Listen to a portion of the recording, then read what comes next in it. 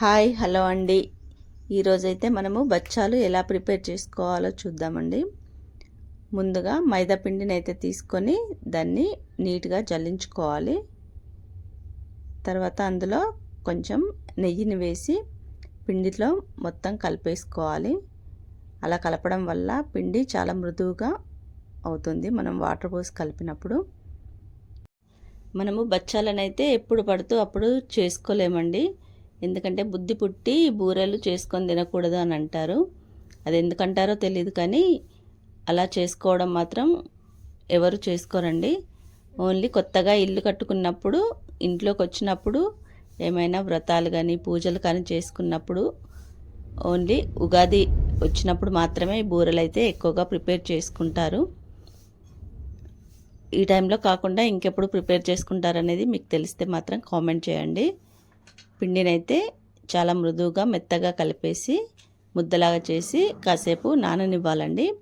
అలా పిండి మంచిగా నానితే బూరెలు ఒత్తుకునేటప్పుడు మనకు చాలా ఈజీగా స్ప్రెడ్ అవుతూ ఉంటాయి.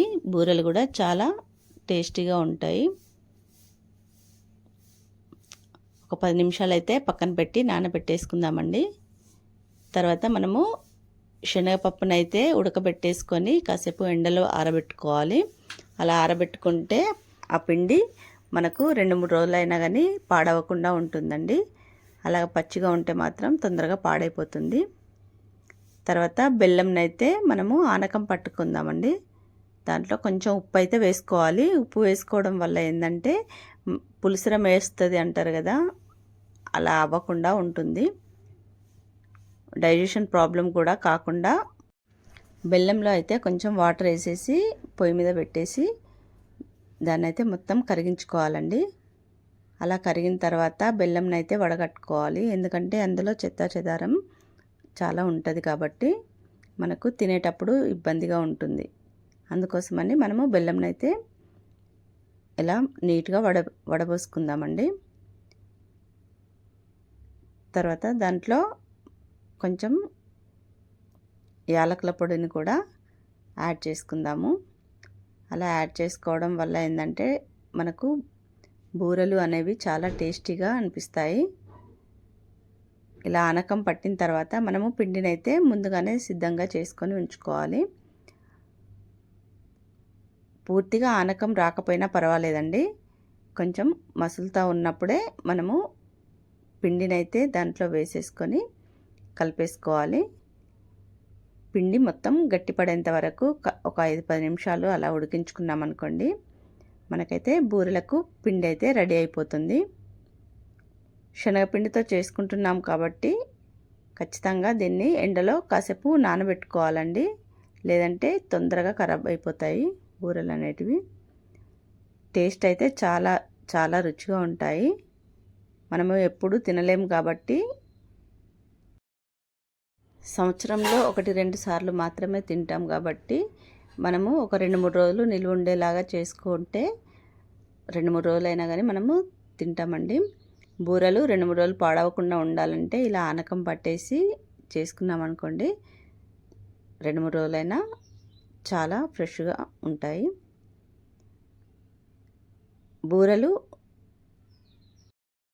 మీకు ఇంట్లో కనుక దోశల పిండి రెడీగా ఉందనుకోండి, ఇలా ముద్దలుగా చేసుకున్న మిశ్రమాన్ని దోశల పిండిలో వేసి బూరెలాగా వేసుకున్నారనుకోండి, వీటి టేస్ట్ కూడా చాలా సూపర్గా ఉంటుంది. ఒకసారి ఇలా కూడా ట్రై చేయండి. టేస్ట్ అయితే చాలా బాగుంటుంది. మీకు కనుక ఈ వీడియో కనుక నచ్చితే లైక్ చేయడం మాత్రం మర్చిపోకండి. తర్వాత మనమైతే పిండి ముద్దలతో బూరెలు రెడీ చేసుకోవడానికి మిశ్రమాన్ని అయితే పిండిలో పెట్టేసి ముద్దలుగా రెడీ చేసి పక్కన పెట్టేసుకుందామండి. మనకు బూరెలు ఒత్తుకోవడానికి చాలా ఈజీగా అయిపోతుంది. అన్నీ కూడా ఇలా రెడీ చేసుకొని సిద్ధంగా పెట్టేసుకుందాము. దీన్ని ఒక పాలిథిన్ కవర్లో కానీ, మనము ఆయిల్ వేసుకుంటాం కదా, ఆయిల్ కవర్ని కానీ కట్ చేసి దాని మీద కొంచెం ఆయిల్ పెట్టేసి ఇలా ఒత్తుకున్నామనుకోండి, చాలా పల్చగా బూరెలు అయితే రెడీ అయిపోతాయి. చూసారా ఎలా ఉన్నాయో? తింటే టేస్ట్ కూడా చాలా బాగుంటుందండి. అలా రెడీ అయిన బూరెలను మనం పెనం మీద కొంచెం ఆయిల్ వేసేసి రెండు వైపులా కాల్చుకున్నామనుకోండి, బూరెలు అయితే చాలా చాలా టేస్టీగా మనకు రెడీ అయిపోతాయి. ఇలా చేసుకున్న బూరెలు మనకు 2-3 రోజుల వరకు నిల్వ ఉంటాయండి. మీరు ఒకసారి ఇలా ట్రై చేయండి. ఎలా ఉందో కామెంట్ చేసి చెప్పండి. మేమైతే ఈ ఉగాదికైతే బచ్చాలనైతే ఈ విధంగా రెడీ చేసుకున్నామండి.